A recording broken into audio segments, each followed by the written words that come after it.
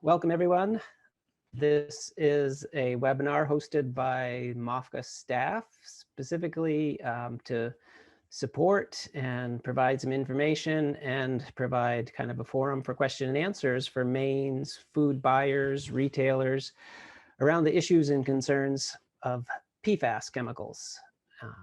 It will be structured with a presentation by MOFGA's Executive Director, Sarah Alexander, followed by a presentation by our crop specialist, Caleb Goossen, and we'll follow that up with any kind of open question and answer session, which I will moderate. If you have questions throughout any section of today's program, put them into the chat and I'll be moderating that and can interject if there's a clarification of the specific slide or something that was just said, and or we can just hold questions for the end. But my name is Nicholas Lindholm. I am the Organic Marketing and Business Specialist here at MOFGA. And again, I welcome you, and I'm going to immediately pass it over to Sarah Alexander.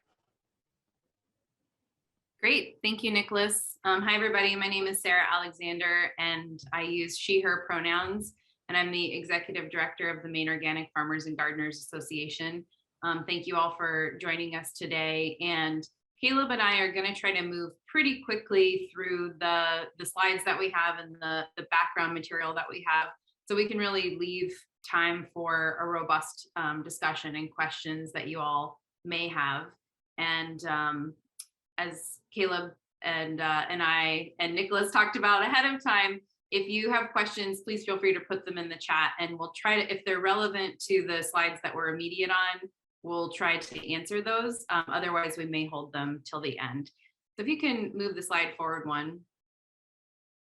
We want to start out with a land acknowledgement and just recognizing that we are on stolen land that continues to be colonized by non-native people at the expense of native people. And this land is Wabanaki land, where they are the people of the Dawnland, and that includes the Abenaki, the Maliseet, and the Micmac, and Passamaquoddy, and the Penobscot communities. And the topic that we're talking about today, PFAS contamination, is of great importance to the tribal communities in Maine as well. Loring Air Force Base in the Micmac territory has PFAS contamination that they've been working to address. And the Penobscot Nation is also dealing with PFAS contamination from leachate from the Juniper Ridge landfill. So we are working to promote actions related to that as well. LD 1875 is one of those actions that would help address the leachate from the Juniper Ridge landfill. And we stand in solidarity with the Wabanaki communities who are also working to address these issues. And you can find more resources there on the slide. So moving forward, I'm going to do a very quick overview of what are PFAS and how do they end up in our food system. So generally, PFAS are coming up in different products, household products, industrial products, lots of things that we use every day contain PFAS. Those are produced in an industrial setting, and then the wastewater from that industrial setting is going to a wastewater treatment plant. And that wastewater treatment plant then is processing some of that, and their discharge is going to go in two directions. Some of it's going to go directly into the water in the form of water that has been treated, but that water may still contain some PFAS. And then the rest of it's going to go into sludge, which are the solid structures that are coming from that wastewater treatment plant. And those can either go into a landfill or they can go into biosolids, which are applied on farmland. Now, in the state of Maine, the state has allowed the spreading of biosolids since the late 70s. Much of it happened in the 80s and 90s. There's less of it happening today, but it is still happening today. And once those biosolids that contained PFAS contamination ended up on farm fields, that PFAS contamination stays there. PFAS are a chemical that do not break down in nature over time. I think the half-life in water systems, I may be getting this wrong, Caleb can correct, but is 25,000 years. So these are very long-lasting chemicals that really do not break down, and they bioaccumulate in us as well as animals and in plants. So once they're on the farmland, they're getting into our food products by food that's being grown on that farmland or animals that are grazing on that farmland, and then they're ending up back in our homes. The PFAS contamination can also come through drinking water contamination that may be from wastewater directly discharged from an industrial facility, or the wastewater that's coming from wastewater treatment plants, or runoff from soil infiltrating into groundwater. So drinking water is the most concerning pathway.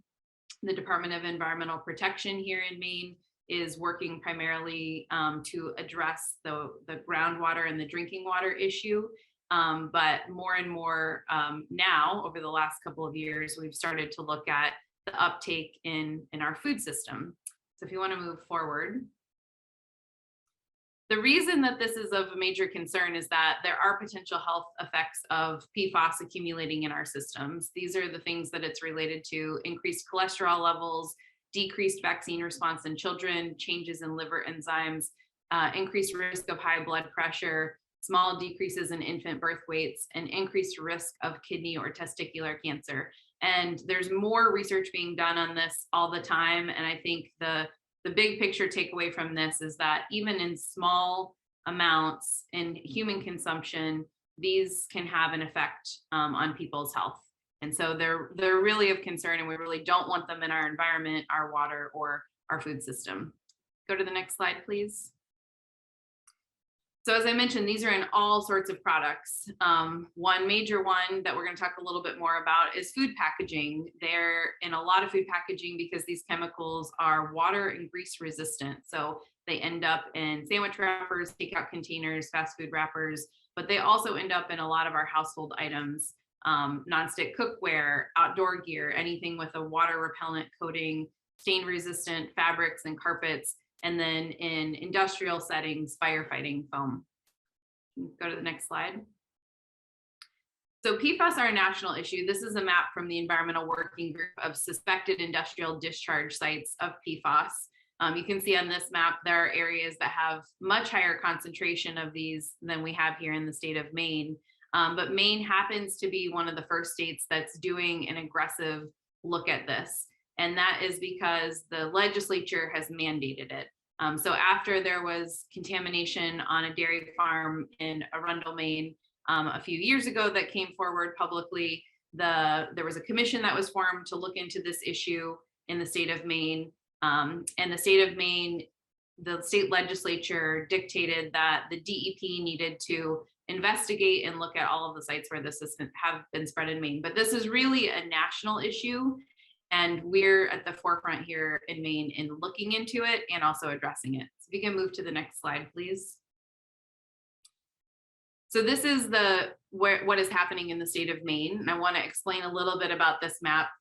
Many of you may have seen this map already. So based on that legislative mandate for the Department of Environmental Protection to look into where sludge spreading has occurred, the DEP went back through all of their records. This took them quite a while because they had a lot of paper records and boxes from the 70s, 80s, and 90s that they had to sort through. And so they got all that information together. And at the end of 2021, they released this map. This map is not comprehensive. It includes only the information that they were able to find on licenses that were issued for being able to spread biosolids or septage. There's also some landfill capping information on here as well. But we know that this map is not a perfect tool for assessing the complete risks of biosolids in Maine because it may not be comprehensive. And then also we're aware that some of these sites that receive licenses may not have spread. There may have been municipal ordinances that prohibited that locally. But this map is a starting place, and how we've gotten to where we're at right now over these last couple of months with finding out more about water and food that may have been impacted by PFAS contamination. So if we can go to the next slide, I'm going to hand it over to Caleb to take it for the next section. Sure. And yeah, I want to reiterate that just because a farm has land that shows up on that map, it really does not mean that there's a guarantee that they have a high level of contamination. And it also, the converse of that is also true, that just because a farm doesn't have anything on that map doesn't mean that no contamination may have occurred. But in terms of people ingesting PFAS or getting PFAS into their system, that really long half-life it has in the human body, it takes years and years and years for it to get cleared out. It doesn't take much coming in if very little is going out for there to start to be a buildup in a human body. So even low levels in drinking water is a concern, because it's in everything we eat and drink, right? Eating fish, because these chemicals will be attached to the soil, but they can also be water, they can also move through water. So it kind of goes with that those waterways, if they're contaminated, the fish that live in them may also get contaminated, especially higher up the food chain. Accidentally swallowing contaminated soil or dust, particularly a concern for our farmers on contaminated land. They may be ingesting dust just through the act of farming. But in our own homes as well, if you have stain-resistant clothing or upholstery or carpeting, the fibers that fall off of that all the time make up household dust, and you can ingest it by accident or breathe it in. And then food packaging, particularly relevant to our conversation today, is that lots and lots of food packaging has these grease-resistant coatings or water-resistant coatings, and then some more consumer products, just in terms of direct contact. If you can skip ahead. So for PFOA is one of the better studied compounds. There's thousands. If you use the state of Maine's definition of PFAS, there are thousands of different compounds. PFOA is one of the more common ones. It was one of the ones that was intentionally manufactured. It has since been, a lot of companies have voluntarily said that they are no longer making PFOA. They are instead using other PFAS compounds in most cases. So they're switching from this one that we now have studied enough, we know there are health issues, to other ones that are not well studied. And there may be health issues. It's not really, it's going to be a lot more research is needed. Anyway, but for PFOA, the levels in people's blood are highest. And if you notice, this graph is going by orders of 10. So over 1,000 in parts per billion in the blood of people working in a factory where they actually were applying this compound. And then some highly affected communities, it was less. And then the general population is kind of represented by those bars down at the bottom, the NHANES. That's sort of a national study of more of the general population. So in general, everybody has some in their blood already, but it's the heavy contamination that is the highest concern. Yeah, next one, please.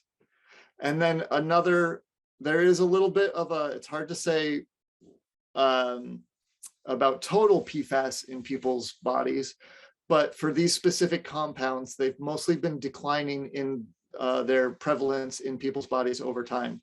So for any of us who are around my age or older, back in the 2000s, when we were eating lots of, I can't say, I'm not, I'll give this as an example. I can't say it's a direct link, but microwave popcorn, a lot of PFAS coating. There's some good evidence that was coming through into the popcorn, and that was part of the reason people's blood levels were a lot higher. Over time, as these companies have stopped using as much, it is declining. However, this graph isn't showing some of the other PFAS chemicals they might be switching over to instead. Yeah, Anna, if you could move it ahead. Thank you. So this is from an EPA study where they're looking at food waste, because the FDA, there's some questions about how the FDA has approached this. And I think I'll leave it at the FDA probably at the least needs to do some work to regain people's trust.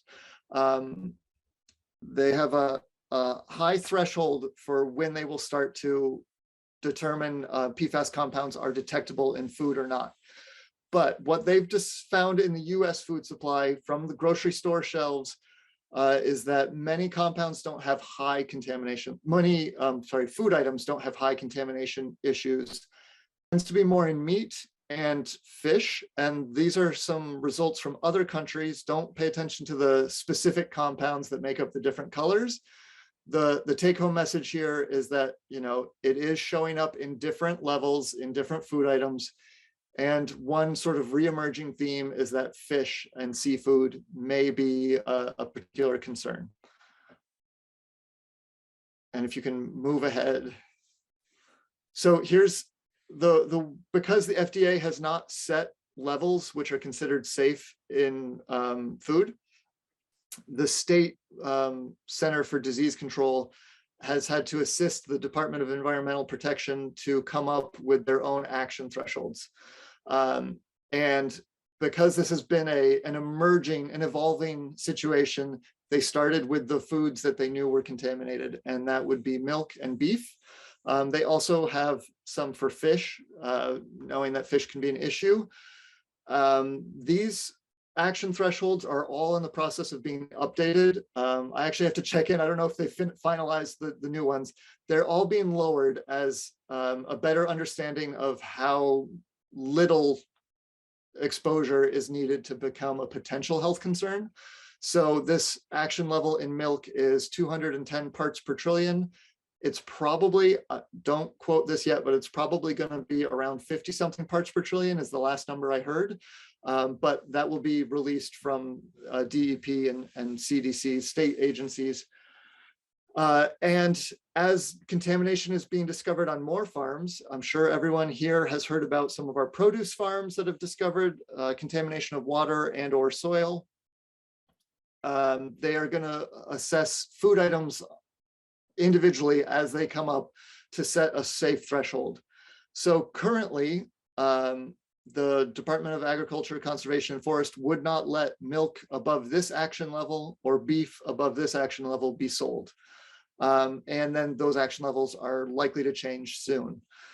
Then they're going to be coming out with other action thresholds. I believe the next one is spinach, but that's yet to be seen. That's the ball's in their court for the moment.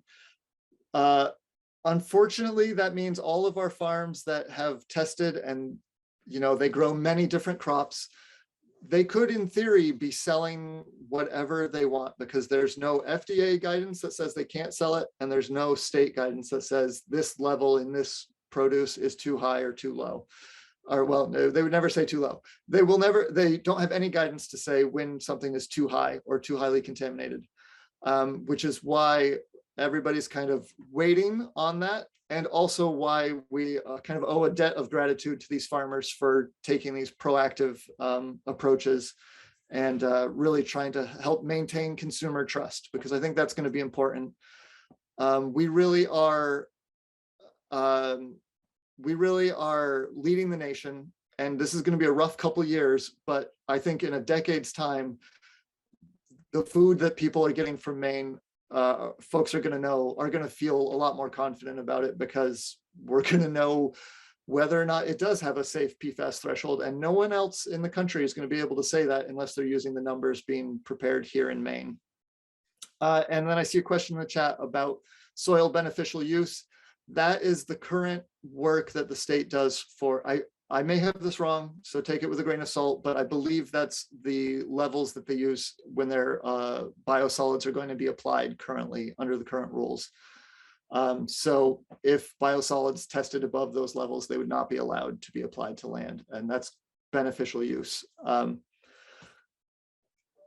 it's a little not as relevant to our conversation today. Yeah, you can take that next slide. As we talked about those contamination sources potentially on farm, irrigation through the water, and then biosolids directly applied to the soil. Either source, some of it is going to sort of glom on to the organic matter in the soil. Some of it is going to be right in that soil water solution, and that's how it's going to be most available to crops. And of course, like soil nutrients, they go in and out of solution, I believe. So it will hang around on the organic matter for a long time, and then whatever's in the water is available to plants and may also leach through and go into groundwater. In terms of how it goes into a plant, unlike some of our other contaminants, the interesting thing here is if you see this big blue arrow of where a lot of that water leaves the plant, it's through a large fleshy leaf, and that means that the compounds are kind of getting left behind. The water evaporates and they leave the PFAS behind in the leafy tissue. Less is going into the roots and less is going into the fruit or the grain. And so if we go to the next slide, you'll see how that kind of plays out a bit. This is from a study in China with the red bars are from a very heavily contaminated field, and the green bars are from a less heavily, not as contaminated field, closer to background levels. Because unfortunately, these compounds are sort of everywhere now. They're a little ubiquitous. So it's less a question of, are there PFAS on a farm? It's just more a question of, are there enough to be concerning, to be a health issue? So if you look at the root vegetables, radish and carrot, even in the highly contaminated soil, not too concerning. But the shoot vegetables, where they're just looking at the shoot portion of the leaf, of the plant, or the leaves, lettuce leaves, radish leaves, that's where things get concerning. Flower vegetables, not as much of a risk, like cauliflower, broccoli. Fruit vegetables, still to be seen. All of this is big asterisk. Lots more research needs to be done. I'm just kind of trying to give you like our best understanding currently. But the fruit vegetables, the grain vegetables tend to have less. If you want to move to the next.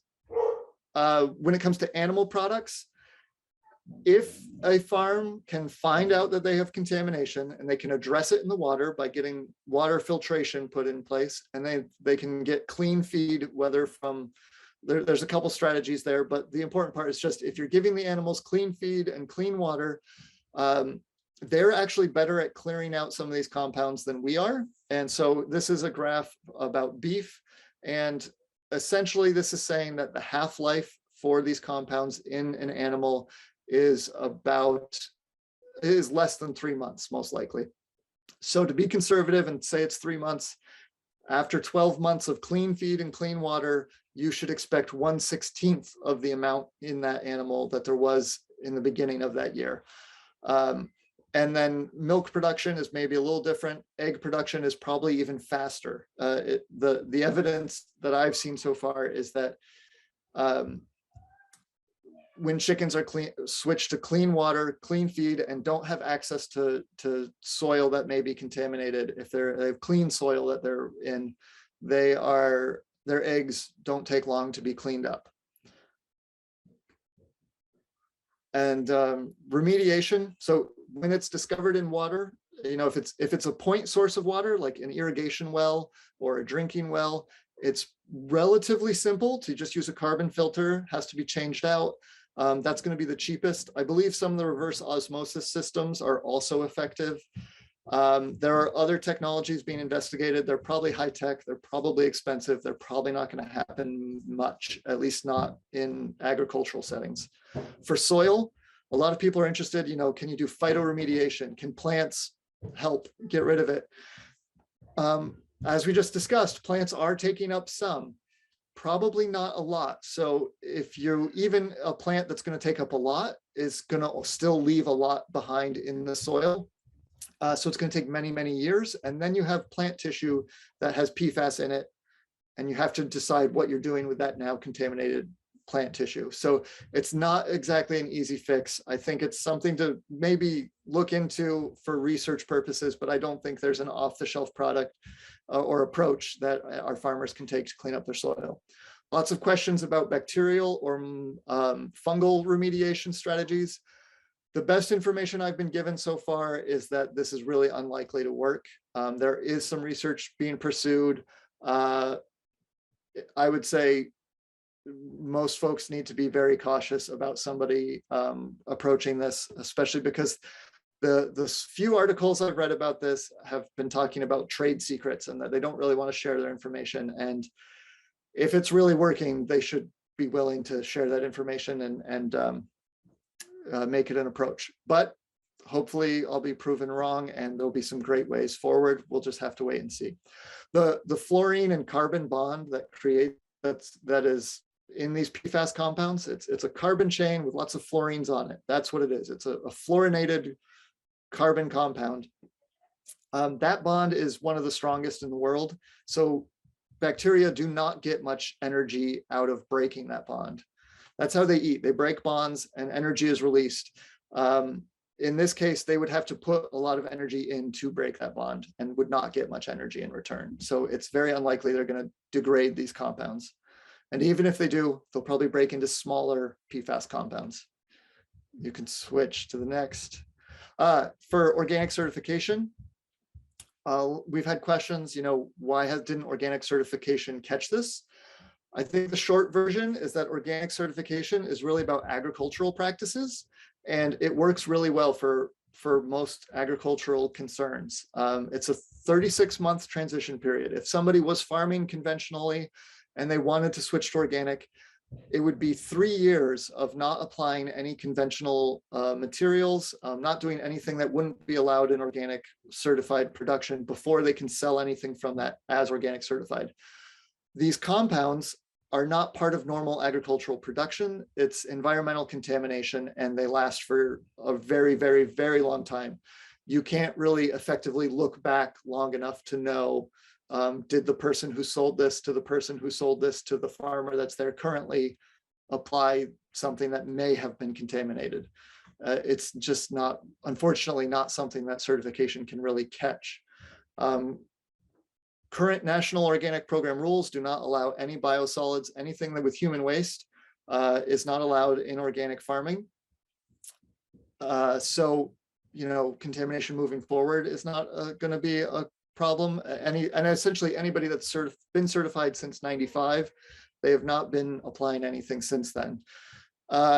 Once these thresholds are developed by the state, or fingers crossed one day the federal government, anything that the state is saying this cannot be sold because it's above the safety level, people shouldn't be eating it, they will not be able to sell that in in a certified organic way either. And I think that is probably the way it should be, because this contamination, really no one, regardless of their food choice, should be subjected to PFAS compounds in their food above any, unavoidable levels that are considered safe.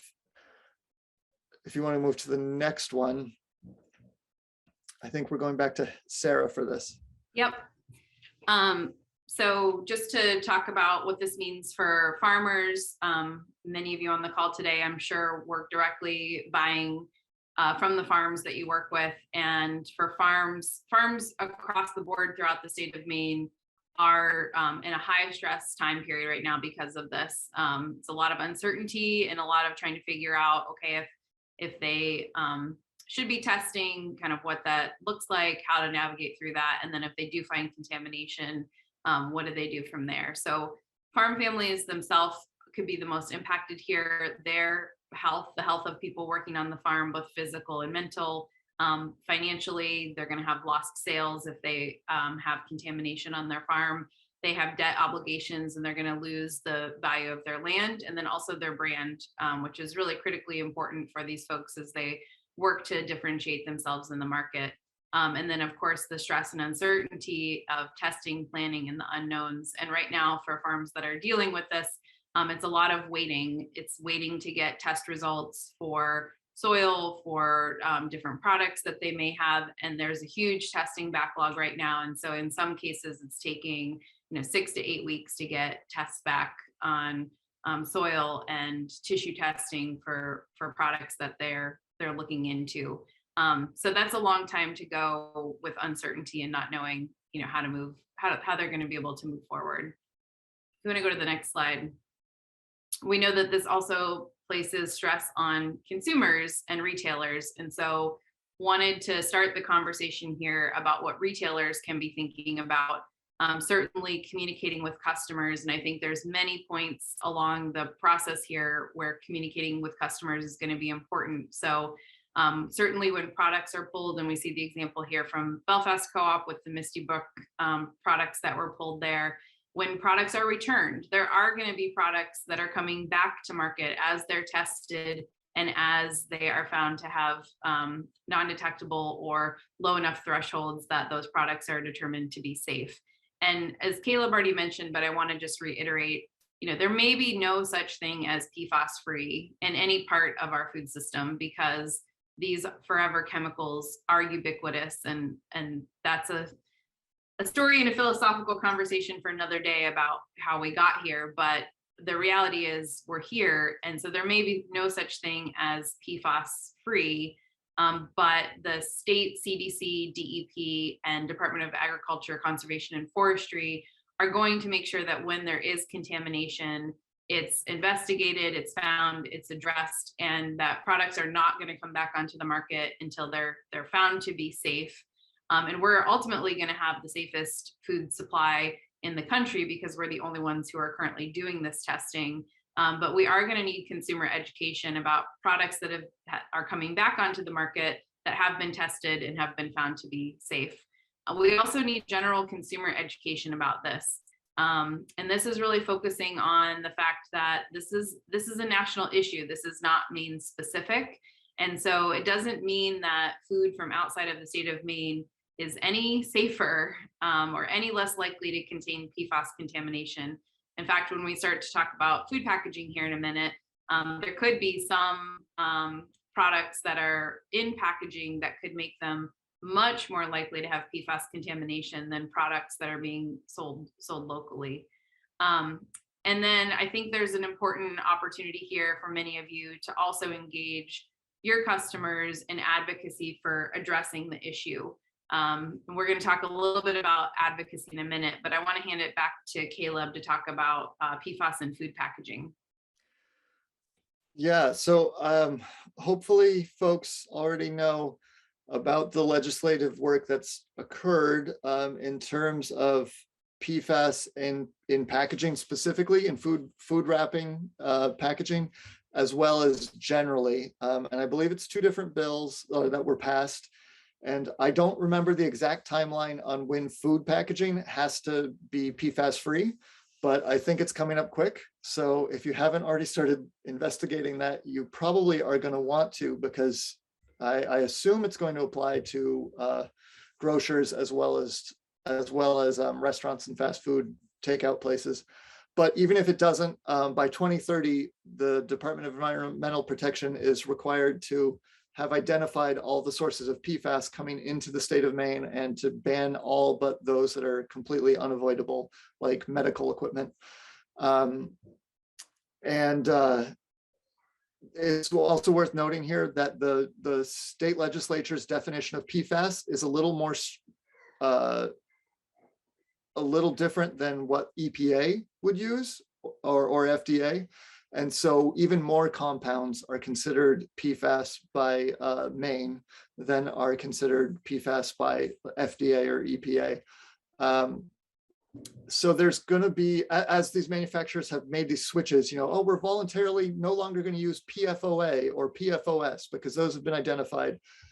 What they're maybe not saying is we're now using this other shorter chain molecule, which is also a PFAS compound, because we still need that resistant packaging. That same EPA report that I showed where they were looking at food waste, they were also looking at other sources of contamination for composting. And it's about a 10 times difference in the compost made just with food waste versus with food waste and some sort of food packaging. So the packaging itself is contributing a lot of PFAS to compost. And they were highlighting some materials that, at a glance, we probably think would be great to add to compost. Natural materials, sometimes pressed fibers, but they happen to have PFAS coatings on them. And so it's going to be really tricky to get. I struggle. I don't know. Hopefully, maybe someone else in this group can help share resources that they've learned. But I struggle looking at these manufacturers' websites to really find out, is there a PFAS coating on this material or not? And I think the language that might need to be used is, it may need to be a specific ask of the manufacturer. Is this a fluorinated polymer coating, or is this a fluorinated organic compound? And essentially, if they're fluorinating the compounds, then that is likely to be a PFAS compound. It's going to be hard to comply with some of this, I think, until the manufacturers get enough demand that they are meeting the market demand that Maine will hopefully be inducing. Great. I think we can go to the next slide. So just really briefly, some about MOFGA's response. So certainly providing farmer support. We're providing technical assistance. Actually, today we just launched our testing support fund where farms can apply to get reimbursed or have the cost of testing covered for their water, feed, and milk. We also are administering the Farmer PFAS Emergency Fund with Maine Farmland Trust. So farms that are do find contamination and have to pull their products, they will be able to get income replacement support until the state is able to get them onto their longer term programs. And then we're also providing resources for mental health support. But all of these farms, want to keep farming. They want to have a business future, and so helping them figure out their path forward is going to be really critical. And that's going to take, a whole group of folks working in the state: DACF, DEP, CDC, MOFGA, Maine Farmland Trust, and all the other great support and service agencies that are out there. And so we are working across the state in coalitions to provide these services together to farms, and also working on the advocacy side to make sure that we can stop the tap for PFAS and stop it from contaminating further farmland. If you can go to the next slide. So just a few of those action items that folks here in Maine could take today. So LD 1911 is the bill that would stop the further spreading of biosolids and compost that contain biosolids on any land in Maine, and would require those to go to landfill instead, which then the companion bill, LD 1875, requires the pretreatment of landfill leachate from state-owned solid waste facilities, which is the Juniper Ridge facility. And it's important if we're sending these into the landfill that we also have a plan for dealing with the leachate that's coming out of the landfill. And then ultimately, we're going to need more funds in the supplemental budget for the farmer safety net, the indemnification and farm support. And then we'll also be seeking federal legislation for the farm safety net and working to get food thresholds in place at the national level. So this applies to everybody, and ultimately corporate accountability for the manufacturers of these chemicals that have created this mess that we're in.